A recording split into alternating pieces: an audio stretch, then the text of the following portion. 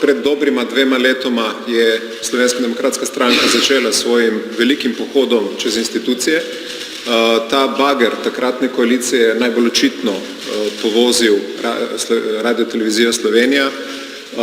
Kot rečeno, so s tem bagerjem poteptali avtonomijo zaposlenih, neodvisnost samega medija in predvsem v zadnjem času skrhali zaupanje, ki ga je imela javnost do javnega servisa RTV.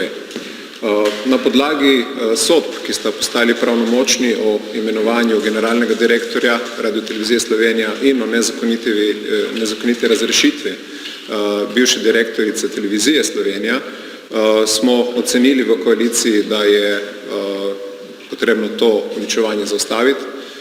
To, kar se je pokazalo, je, da so programski svetniki delovali v nasprotju z zakonodajo in s tem, po naši oceni, je tudi utemeljen razmislek oziroma poteza, da se te programske svetnike, ki so očitno tudi namerno delovali proti javnemu servisu, nezakonito zato, da dosežejo neke svoje določene cilje, da se jih tudi razreši. Koalicija je seveda to stvar že davno želela razrešiti z novelo zakona o RTV, ki je bil tudi referendumsko močno podprt, ampak v tem trenutku zato, da ubranimo javni servis pred propadom, v katerega ga vodi ta gospod Graf Vatmuk in gospod Urbanija, se nam zdi ta poteza v tem trenutku smiselna in smotrna.